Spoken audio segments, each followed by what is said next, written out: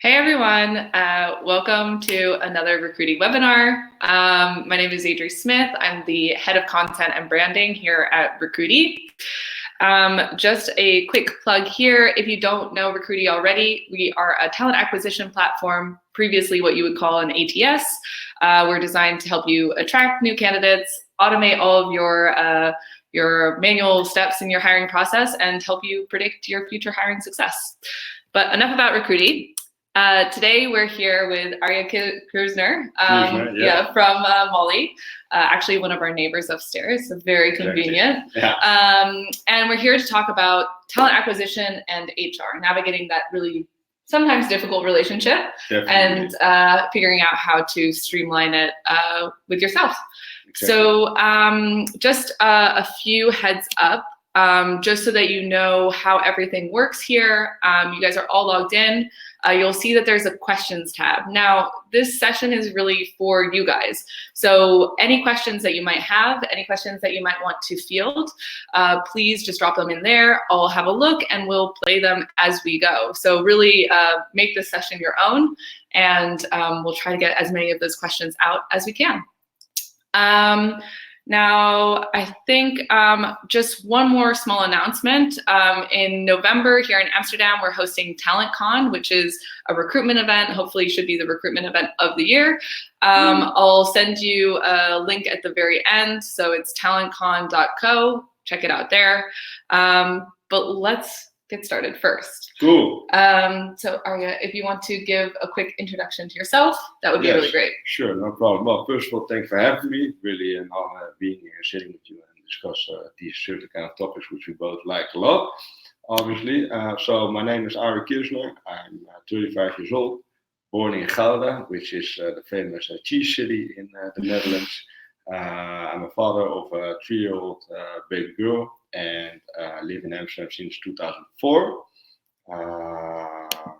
Started working in 2011. Was my after graduation of university. I studied marketing and communications, and yeah, back then I was really, I think like a lot of youngsters, not really knowing what I should do and where my talents were. Because I'm from a sort of a wine family, my dad had a few wine stores in Amsterdam. I was able to start my first job working in a wine store, and by doing so, I created a lot of contact with new clients of ours who was buying wine. And obviously after 6 to 9 months, I was sort of getting bored standing in the wine store and selling bottles of wines. Although I really like the interaction with people. And one of my best clients was actually an owner of a big recruitment firm. And he asked me at some point, why are you working in a wine store? And are you not smarter to do something else? I said, yeah, I'm indeed getting a bit bored. I'm not really sure what to do. And then, he explained to me that he owns a recruitment firm, but it's really an agency recruitment firm. And that's how I actually started within recruitment after a year. Then I worked for 3 years at Ambitious People Group, so real typical IT tech recruitment agency firm. Led quite a big team of about 10 people after the first 18 months. And so when my daughter was born, was about to get born about 3 years ago, I was like, I need a new sort of setup for my family. Then I decided to leave that company. And I was very lucky to find Mollie. One of my colleagues who still works at Mollie, he is a good friend of mine, and he asked me if I would be able to talk with Mollie about the position for tech recruiter. And that's basically how I started at Mollie. So from wine store seller to head of talent acquisition. Yeah, it's been a nice journey. Nice. Okay. So I think maybe first where we should start off, we have actually a couple polls set out for you guys kind of to get a feel of the room. So I'll send out one right now. So we want to get a good feel of who's working in talent acquisition, HR, both. Right. But while we wait for those results to come in, can you tell us a little bit about your journey in Mollie, how Mollie has changed since you started? Because of course, if anyone's done any research about Mollie, there's been a lot of funding recently, which has obviously kind of skyrocketed your plans. So if you could kind of outline that for us. Yeah, sure. So I started in September 2016. I started at Mollie. We were back then, I was employee number 25. We were a very small online payment service provider. Who enables small entrepreneurs who have mainly like web shops where they are selling products or services, but they also need an online payment gateway to make the service and product being paid for. So when I joined, we were just with 25 people. I would say about 15 engineers back then, a few people on finance, I think 3 people on product, and me and somebody from HR started together, starting to really to build a company. So back then we were very small. I remember when I joined, I had my interview with Arye Kirzner. He's the founder of our company. He founded the company in 2006 because he was super fed up with how the big banking industries led the industry, made it very complex for everyone to enable online payments. You had very expensive and complex setup costs, and it was also very boring in his point of view. So he decided to create a product which should be possible to get for everyone who needs online payment gateways. So that's how Mollie was founded. The name is because his name is Mollie, his last name. So he went to the Chamber of Commerce, and then actually he found out that he also really had to put in a name for the name of the company, and then he just made Mollie, which is actually in Dutch is like mol, making it plural. So that's where the name is coming from. So we get a lot of questions on that, and it's always a nice icebreaker. And so when I started at Mollie back then, Adrian asked me to hire like 10 engineers and said, if you can find me or us like 10 engineers, we can really conquer the world. And since then a lot of has changed. I think we are now about 160 people, grown very fast. We got indeed a very nice Series A funding back in July of this summer of 25 million. And our goal is hopefully to grow within the upcoming 12 to 18 months into 250 to 300 people here in Amsterdam, and about, I would say, 25 to 50 people across Europe, so mainly in Germany and Belgium and France. So a lot of growth plans. Yeah. And exciting times for us. Yeah. So obviously, I think you're not doing that alone. No. Luckily not anymore. Yeah. So I started. So when I started back in 2016, I was just alone as actually for talent acquisition. I started together with a colleague on HR. The thing was that we did everything very ad hoc. You come as you go. You get a lot of questions. You try to solve everything. So there were no processes. There were no strategies. There were no processes how everything should be arranged, but also not plannings about what the future is going to bring us and where we're going to grow into. And as we were growing, in the beginning when we were still very small, it was very fast. It was really very doable. Just work on a day-to-day basis where you see problems arising and then just jump into it and actually extinguishing a lot of small fires at the office. But then when we were growing into a bigger group, I would say like around 45 plus people, we were really starting to experience like cracks in the way we were working together with HR and talent acquisition, but also within the organization. And that was basically, I would say due to lack of experience. Also as a company, we really didn't know what we were expecting from also me, but also from HR. We saw a lot of needs, and especially because we didn't have any systems to automate kind of processes where we had all our data, for instance. It really created a big chaos of where to find everything, and a lot of different opinions on how we should or should not do certain kind of things. So, and as we were growing and growing, these problems were becoming bigger and bigger. So it was quite, I would say, challenging times. I always really tried to look everything very positive and get the most out of it. And I think the thing what I did very well that I always kept on talking with my people. So especially with our directors, with our founders, with all our MT staff members, with all our lead people, so all the managers within the company, all our line managers. Yeah, just to find out what's going on, what are we lacking, and where do we need help and service you so you can do your job in the best possible way. And I think that is sometimes a thing what a lot of people find very difficult, especially when they are young, inexperienced. To make sure to keep developing yourself. That is something I think we now are doing very well at Mollie, and but we came from quite far. So I think until last December I was alone, talent acquisition. Since then we have to grow the group into 3 people, and also on HR. Actually, in January, there was nobody on HR. Both of them left in the fall of last year, and in my opinion, basically because they were afraid about the growth we were heading into, and they didn't just know how to cope with that. So I was very lucky to sort of hire my own boss. It was pretty cool. I decided and said to myself, I just want to find someone, first of all, where I can have a lot of fun with.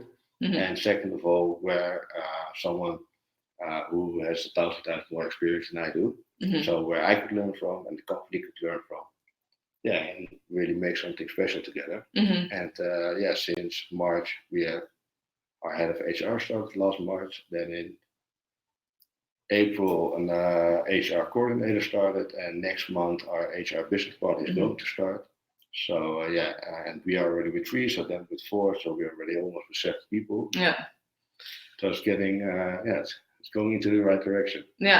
I see it. I want to kind of hone in on this kind of period of growth that I see a lot of companies going through. That they've gone all of a sudden from one recruiter to maybe a second recruiter, maybe somebody who's more on the HR side, and then they kind of scale it. And I think when you scale it, you can have sometimes these growing pains, as I'm sure you experience. Definitely. So I think what's interesting is maybe if we can kind of outline what is the relationship between HR and talent acquisition at its very core, talk about it in a bit more of a broad perspective, and then we can go down into the details, Well, I think from a core perspective, I think HR and talent acquisition is one department, or at least you should see it as one department.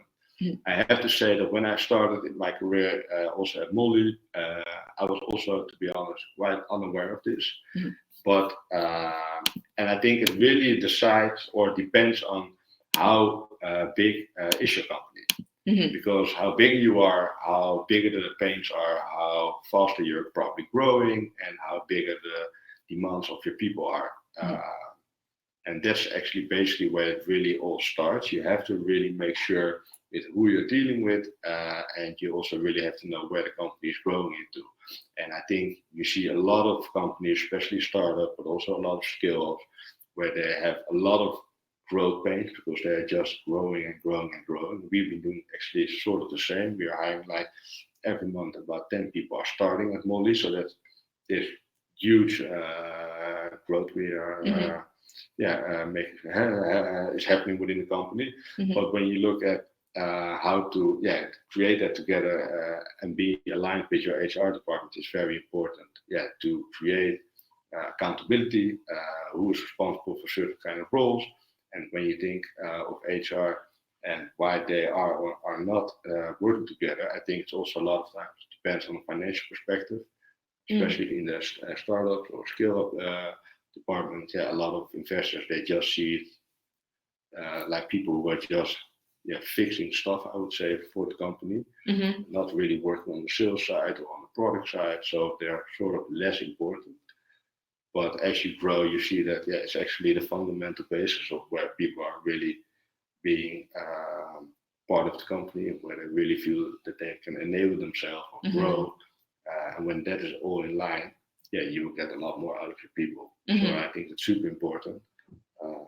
But I think it's also very dependable on how the financial status is and how big your company is. So it could be a situation where you can only afford one or the other, or Definitely. that it's seen by investors as a doubling down on something that maybe isn't as important? Well, I would say both, but for instance, I know a company, I'm not going to say names, but I know companies about 150 people, very well known here in Amsterdam as well. And there's one super smart girl working there, and she is, I think, about 28, and she is also, she's a foreigner, but lives already like over 5+ years in Amsterdam. She's responsible for HR and talent acquisition or recruitment within her company. And she does this alone, and I really don't understand how she's doing this. And I talked with her several times about this, and just out of interest, because I was in a sort of a similar situation, but back then we were just, I think, with 90 people, and we were experiencing a lot of cracks in how things should be going, because I just had way too much work for what I could do in one day. And some people, and she actually basically told me that, at her company, they just don't understand the importance to hire more people or skill it up. And they do think that HR is the same as talent acquisition, which is, I think, really is a pity, because you don't create anything where you can, really get the most out of your people. And I think from an HR perspective, for instance, it's super important to dive into learning and development, but also like into comp and ben to make sure people are getting the things they want to nowadays. But also from the talent acquisition part, you also really have to dive into employee branding, get your name out there. So many topics to jump into, and it's difficult to do that when you're busy growing and you don't have the people around you to do so. Yeah. I think you kind of already touched on it when you were giving us your introduction as to like how Mollie has transformed over the last couple of years. But you mentioned that you have quite a strong connection with your stakeholders, the people who have founded the company. Definitely. You were even interviewed by the founder himself. And the CEO. Back then. So I'm just wondering, like, what kind of advice would you recommend? Because obviously, I think at that kind of a size, you shouldn't be the only person responsible for both of those functions. What do you say to these kind of stakeholders to say, hey, it can't be like this anymore? Because I think there will probably be quite a few people that can benefit from this sort of advice. Yeah, well, the thing is, what we, for instance, in my company experience, so last year in April 2018, we hired our second HR specialist at Mollie. And for some reason, I never actually understood. She never really went to our founder and asked, hey, why did you found this company? What is your mission? What is your story? I really want to understand who I'm actually working for. So you really have to invest and invest in relationships between your upper management stakeholders, because those are the most impactful people within your company, and you should be an ambassador of what they are trying to build, I think. And a lot of people find that very hard to do so, because they think they're not so approachable, or they think it's scared, or they are looking against them in a difficult way. That makes it, I would say, a bit, they're not using the information which is actually out there. And obviously investors or CEOs or founders, they're always super busy. So it's less likely that they will go to you and tell you their story or what they think is super important, maybe in the start. But from then on, you have to do it sort of. So what I always did is I really tried to invest a lot of time in getting to know the people very well by doing activities during work, but also after work, and really create a relationship to understand why they are here, what they want to create, where they want to grow the company into. And that is, I think, super important for everyone to do so. Because you really have to know who you're working for and actually also why. Because if you don't do that, I think you make it super hard for yourself to reflect on what the company you work for stands for. So I think in answer to my first question, you had already said that you think that HR and talent acquisition should be the same department. Is that right? Definitely. Well, so at Mollie, I remember then we had this discussion in the beginning of the year, and I was super excited that we finally made this decision that HR and talent acquisition is one department. And I looked into a lot of articles, read some books, and when you see big corporates, you see that talent acquisition always has been part of HR. But the real hardcore HR corporate people from the old days, I would say, they always looked kind of negative, sort of negative, I would say, against talent acquisition people. But it really has become a very interesting field with a lot of specialized people who really know how to attract certain kind of talent. And obviously in Amsterdam, and I think in a lot of great places in the world, the war on talent has really rise, where the candidate is the one who's deciding how everything is going instead of you know what I'm talking about. Instead of you as a company can choose whoever you want to choose. So and if you do that in combination together with your HR, you can get so much more out of it to create a department. When working together, the candidates really feel that something professional is going on, where they most probably want to be a part of. So you've kind of already mentioned that there's a little bit of a skill differential, I think, when it comes to attracting talent. That particularly talent acquisition, they know how to, especially in today's candidate market, they know how to attract the right talent. Right. Would you say that there's like a major skills gap between people who work in HR versus people who work in talent acquisition? Or do you think it's more blended or more complex? Yeah, it's a good question. But I experienced myself, and I think also I'm a bit lucky with, is that I hired my own boss, our head of HR. And I was lucky that she had, I would say, over 10 years of experience within recruitment as well. She did a lot of executive search work within recruitment and also within scaling certain companies from 200 to 1,000 people in a couple of years. So when working with people with that kind of experience, then you can really incorporate all learnings together by really creating something where you can work something together on to get to certain kind of levels of expertise. And that is something I think within HR in combination of talent acquisition, sometimes it really lacks because everybody's just working on what they think is important for them or her. And that is something that's always should need a lot of attention to make sure you get the most out of it. So we have a couple questions here. I'm going to start with this one from Tomas. What are the main factors that decide whether a company is doing all their recruitment in-house or if they cooperate with agencies, and how do you do this at Mollie? Because I think this is something that obviously HR and talent acquisition decide together. Definitely. Well, when I started at Mollie, we were small, very unknown, nobody knew us, and it was very difficult to find people or attract talent. I remember that I was basically only sourcing. When I would post a vacancy, we all know the expression when you sit and pray and hope that real great candidates coming by. But when I started at Mollie, we had 0 applicants, especially when it comes really 0. So when it came to, especially for development roles, which were our highest needs, it really was frustrating at some point. Although we really are, and I think also back then already really cool company, our culture is really different and really great. But we really had to go out there and show that to people. So we had to create content, really dive into employer branding, go to events, do a lot of things on social. And by doing so, we finally got some traction with applicants. But in that first period of time,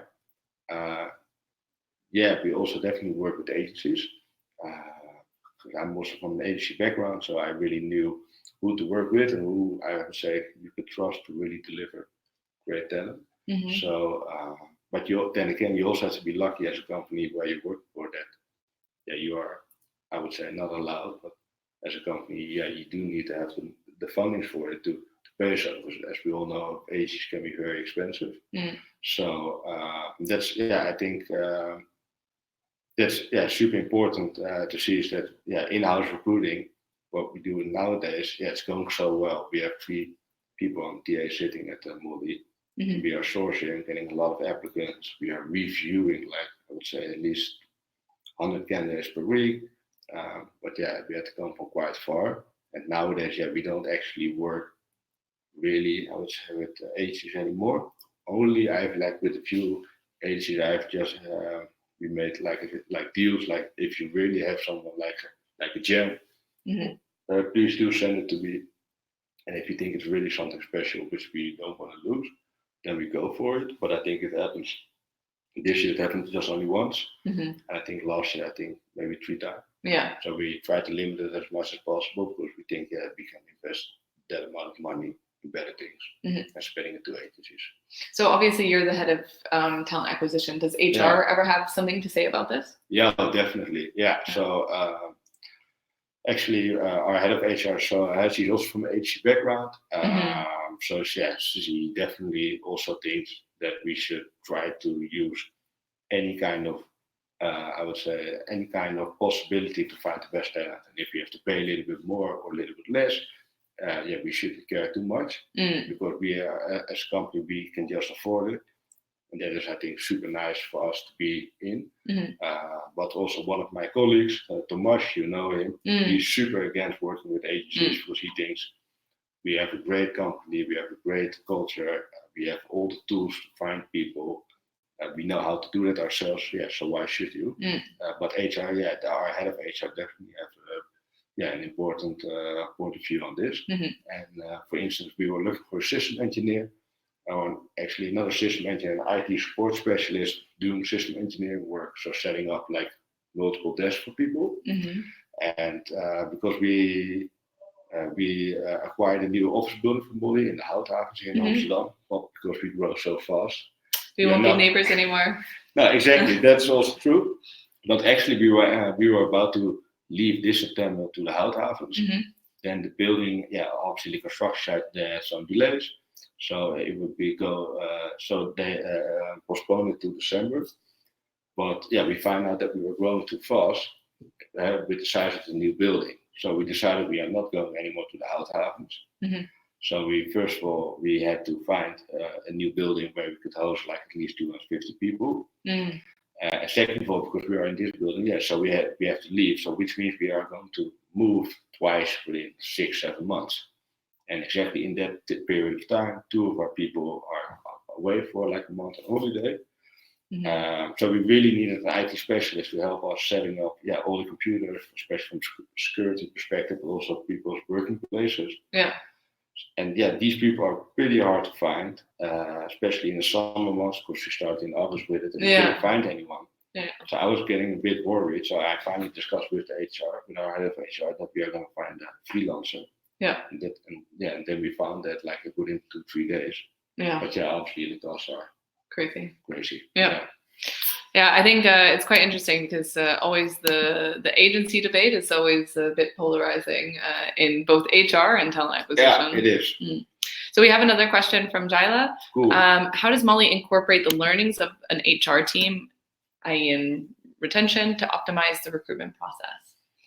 Okay, let me read one more time. How does Mollie incorporate the learning? Well, first of all, we really are starting to dive into data, trying to find out what is our time to hire and also what is our cost per hire. But then also indeed getting into the organization, finding out how people are experiencing the process we are having. Obviously, as we grow, people have more demands. You have more specialized people, so I would say the internal interviewing process are really changing. We are trying to really always experiment with this. So I think from a development perspective, we're doing a lot of coding assignments, but from a marketing sales perspective, we're doing a lot of presentations.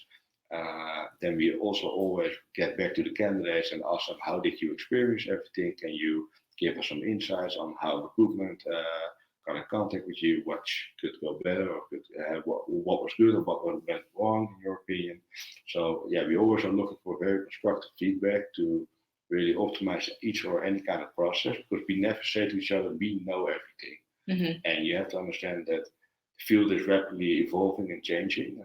And what is today the way to do it could tomorrow be different. And you always have to be open to change. And the market is growing very fast, and candidates are they all have new type of demands, and you always have to be open for new possibilities to dive in anything that you can get the process or the engagement in the best possible way for your ambassadors. Because what we always say is, whenever people leave, they got the job or not, you're always going to say, hey, shit, I didn't got it, but I really like this company a lot. The people were super nice and friendly. It really bummed I didn't got it, but I would always advise anyone if they are interested in applying to do so. So you can really create a lot of investors for your company. I think that's super important. And yeah, when you grow and the amount of applicants grow, this is getting more difficult and difficult. But yeah, if you have people working in your team who understand the importance of this, yeah, you will see that you will benefit from this in the future for sure. So I think it's very important. Yeah. Just to pick up on this question, I know we had talked about before that back when you were kind of doing everything, you were also doing exit interviews. Are there any like kind of takeaways that you've learned from exit interviews that have actually impacted?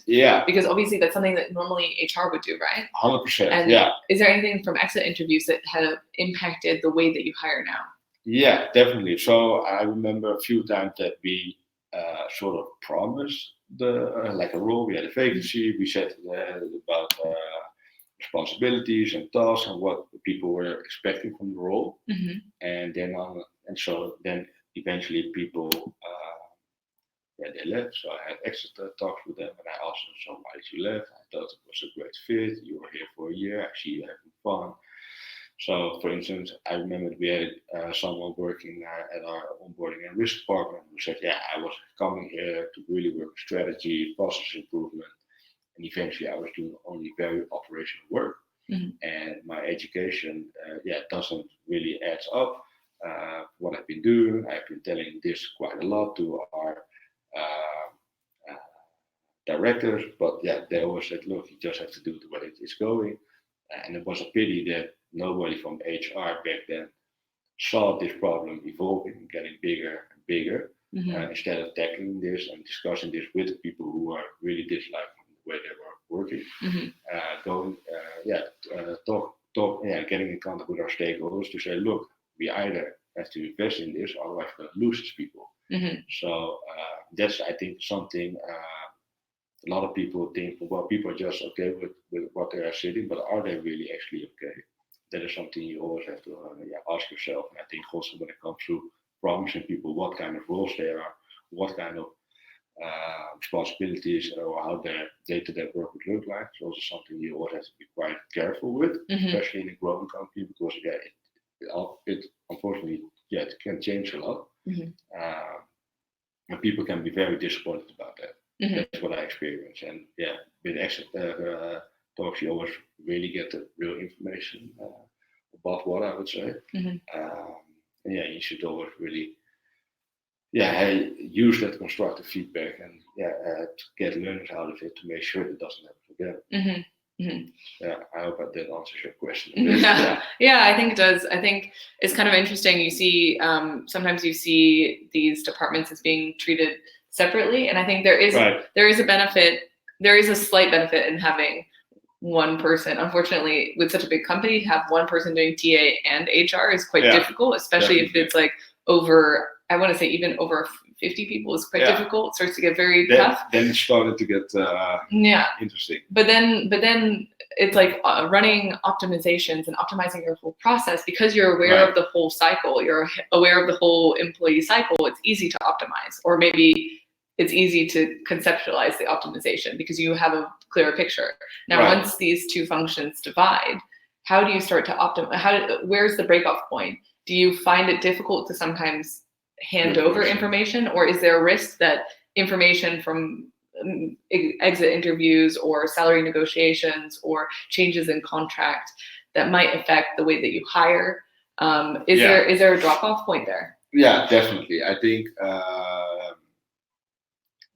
the thing is, especially when you are hiring for specialized roles, I would say for impactful hires, you really have to see or investigate what's happening within the company, and did you really create the position you promised or actually sell a bit to your possible hire. I think that when looking at this is you see that talent acquisition departments, they always try to get someone in, then just let them go because, well, they did what they needed to do. So they're here, and now HR is sort of responsible for it, and also with team leaders. So I always think in a situation like this, you just have to jump into everything, be a part of everything, which indeed means be responsible for a lot of topics. Talk with all your hiring managers. How are things going? Also to your new employees. How were your first weeks? Is everything going the way you expected? Can I help you with anything? Just to maintain a bit like a service level, so they really feel that whenever there is a situation which they dislike, that they can speak out. And I think a lot of people, especially in startup or scale up where they grow super fast, people are just sort of thrown in the deep, and you figure it out yourself, which is, I think, sometimes very unfair. And it doesn't work out always that good also for a company to do so with your employees. But I think it is also a topic which is very important.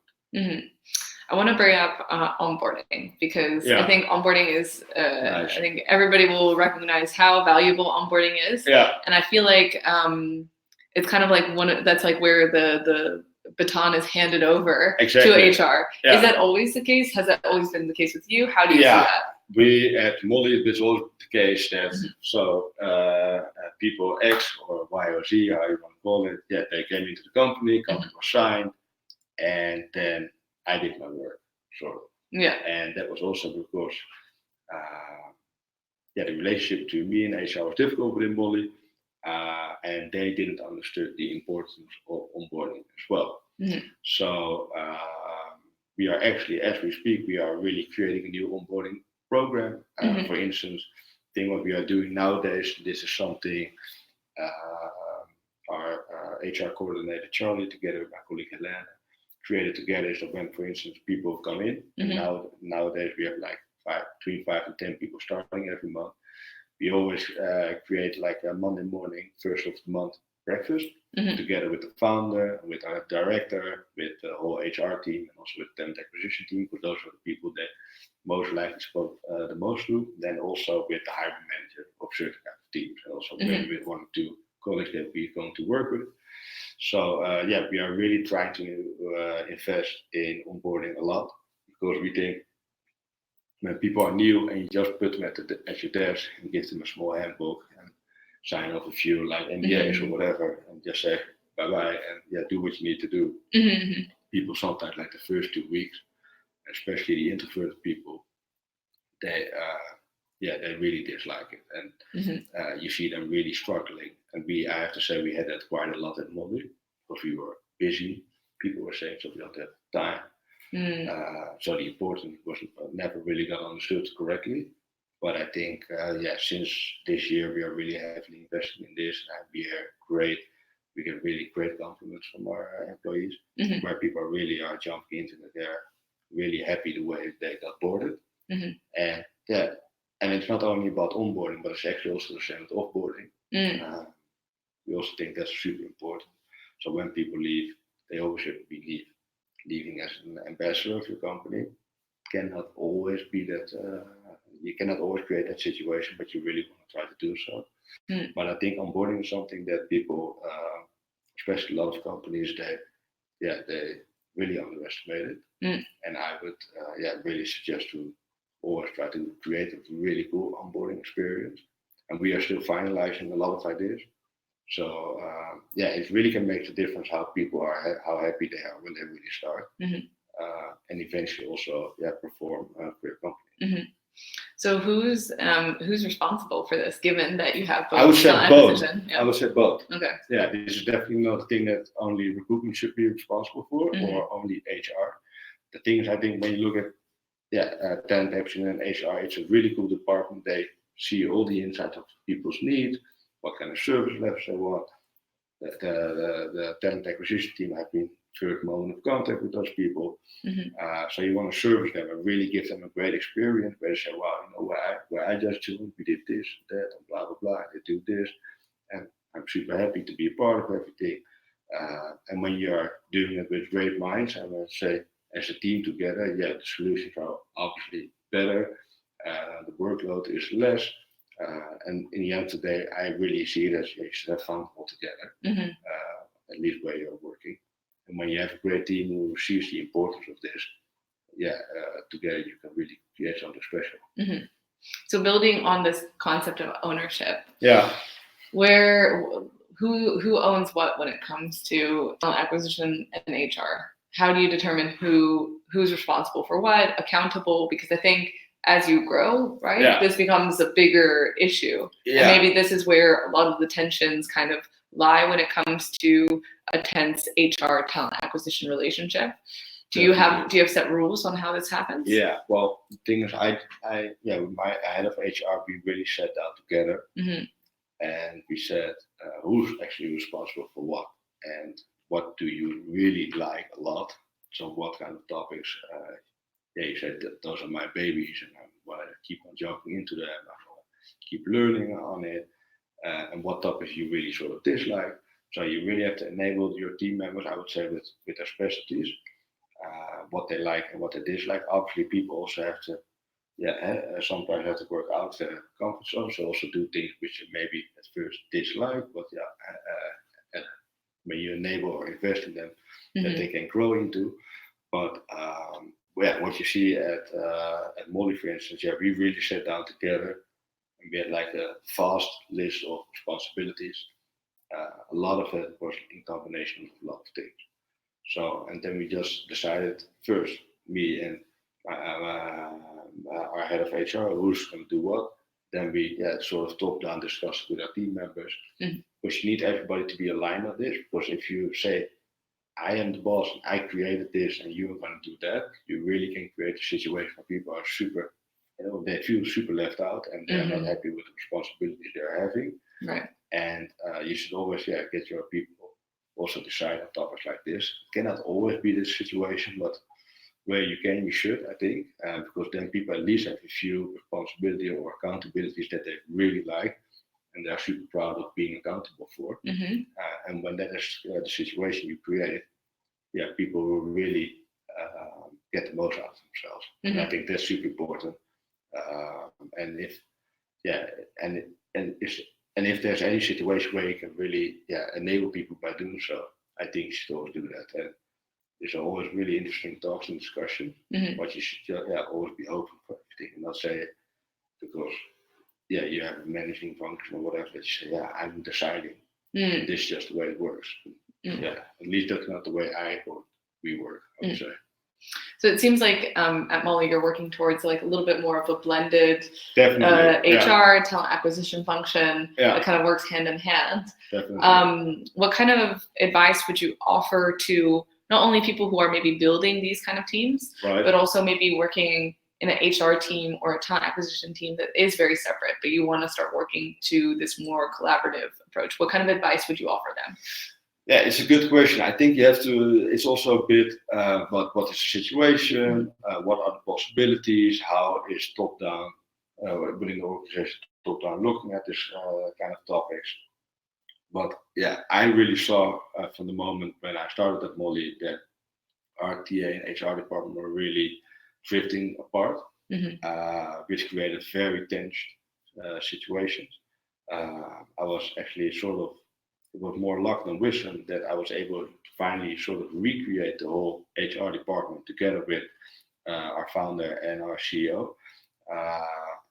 And the first thing I had, like I said already before, is that I want to create something where we work together. And I think that's super important, where you can really be a part of something where the company really sees you as a whole and not something like, he's doing this and she's doing that and I cannot ask him anything about this because she's not in or whatever. You really have to stand out there and try to make something together, build something together, show that you are working together, shows that you have a lot of fun together, be proud of what you're doing, and create something special. I think that's super important.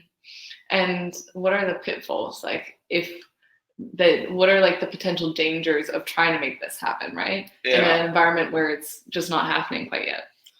Yeah, good question. Well, in our situation where it definitely did not happen, it created chaos and it created disloyalty to especially HR. People were afraid to talk about very sensitive topics. So it can really go bad, which can really lead into sort of an exodus of people leaving because they really feel that they're not being served or helped with the issues they are coping with at work. So yeah, I would always say HR and talent acquisition, especially in scale ups or grow ups or just any company of any size, is really the foundation of where everything stands. And when you have good pillars, you can build a strong house. And if you don't have a good foundation, everything eventually will collapse. Of course, you can mingle and try to do everything, but at some point, you can only carry like a few balls in the air to make sure that you keep control of everything. You have to be organized, you have to structure everything, and really also make sure that everything what you do in an aligned way with your team members. And like I said, the pitfalls could really become quite nasty, and I think you should be all very aware of that, because it is something that you see a lot happening. And when you are in a situation where you think it's about to evolve in a bad way, I think you should always just talk to your stakeholders and say, look, this is what's happening. This will be most probably be the end result. And you just have to make it sort of pinchable, where you can tell people, from user cases, for instance, what's probably going to happen if you don't invest or don't work or align together. Basically that. So I want to end on one last question. Cool. IEQ, this is your last chance to ask questions, so drop them in, and we'll get to them right after this one if you have anything that you want to ask Arye. But my last question is, of course, it seems like you have your foundations already set for talent acquisition and HR in this relationship. What are your next steps? How are you going to take it to the next level? How are you going to deal with all of this monumental growth that you're planning and make sure that your house stays stable? Yeah, good question. Well, we are what we really see, because Mollie is really a fairly young company. I think our average age is around 30 of all 160 employees, so that's quite young.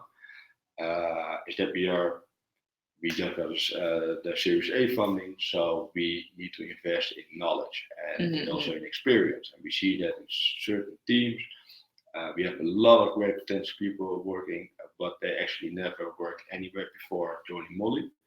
So they don't have the experience of working in different kind of kitchens, with different kind of tools, with different kind of experience, different kind of managers. They only know what they've been seeing so far at Mollie. And we really need experience. And if we really want to create our international expansion, we really have to find people or attract people who has done this before.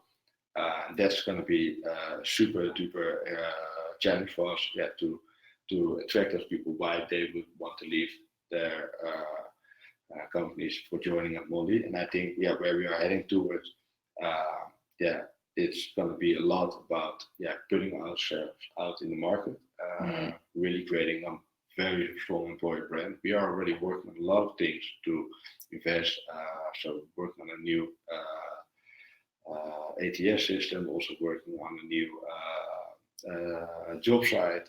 We're working with a lot of new internal processes. We are working on L&D, new onboarding programs. So we are definitely still in the storming phase, I would say, and we're not. And I think it's going to take at least another year to create the norming phase. Then afterwards, we hope to go into performing stage. So it's going to take a while, but I think as long as you know where we are heading towards, and you get everybody aligned and make sure that you're doing so, it's just going to be probably a hell of a ride. So we are super enthusiastic about everything. Well, I look forward to hearing more of your story in the coming weeks, months, years. I keep you posted for sure. Yeah. So I said to everyone that I would give you some resources at the end. We have a podcast. Here are all the links on the screen here. We have a couple of podcast sessions coming up next, so please stay tuned. As I said before, we're also hosting TalentCon here in Amsterdam on November 7th, so click the link below. Should be really interesting. We'll be talking about topics like this on big stage in the Pathé Trzcinski It's going to be about the future of hiring. It's going to be super exciting. Nice. And yeah, of course, the standard blog at blog.recruity.com. And of course, the TA Innovators. That's where the recording of this particular session will sit. So if you have a colleague, a friend, whoever who wants to also view this, it will be there next week, early next week. So you can follow that link and join the Facebook group and yeah, get the recording.